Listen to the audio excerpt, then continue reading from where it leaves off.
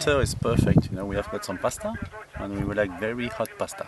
Donc c'est une cafetière et donc on fait tout simplement chauffer de l'eau directement branchée sur la batterie parce que j'ai un petit peu cramé l'allume-cigare et donc je vais pouvoir faire chauffer les pâtes tout simplement.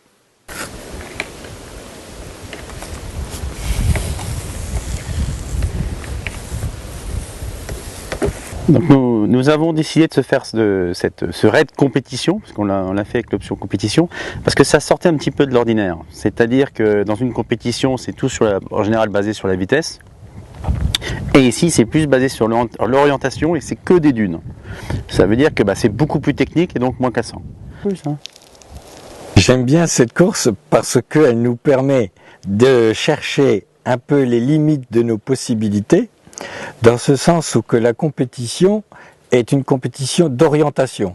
Donc on a un timing et il faut être dans le timing et il faut bien passer par les points au moins obligatoires.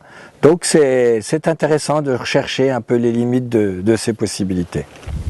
Et ce raid s'inscrit, étant donné qu'elle s'inscrit beaucoup dans les dunes, bon, il y a quand même beaucoup plus de dunes en Tunisie qu'au Maroc et ces deux raisons nous ont poussé à choisir ce raid qui se passe en Tunisie.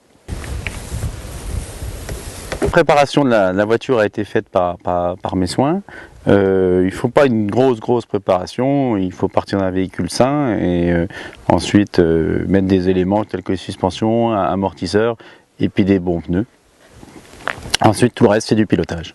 Nous avons choisi la compétition, mais il est parfaitement possible que la famille ou des amis suivent exactement le même parcours en même temps. Et donc ça donne un côté sympa, comme ça on peut se retrouver et puis ça permet aussi à ceux qui ont un petit peu moins d'expérience de voir ceux qui luttent pour les premières places passer dans les dunes.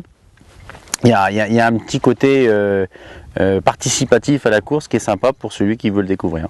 Donc il y a plusieurs points obligatoires qui comptent,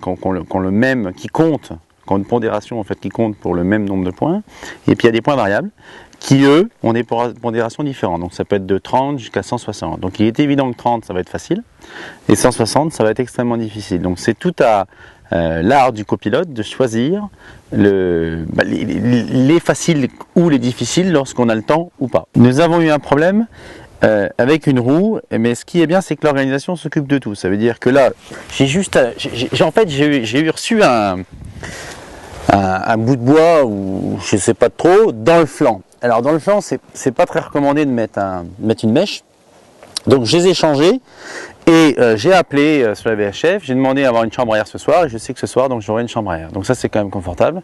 Ils vont faire le changement, j'aurai plus qu'à changer de roue, ce sera du confort.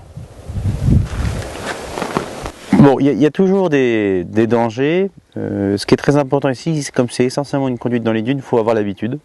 Et si on n'a pas l'habitude, vaut mieux partir avec l'organisation ou plus dans le profil raid et leur dire tout simplement, parce qu'ils sont très disponibles et très présents pour montrer les premiers tours de roue dans le sable. Pour faire la compétition, il vaut mieux avoir une expérience. Je suis venu au raid organisé par les Espagnols parce que mon fils me l'a demandé. Et donc j'étais un peu contraint d'accepter sa proposition et de le soutenir dans cette démarche vaillante.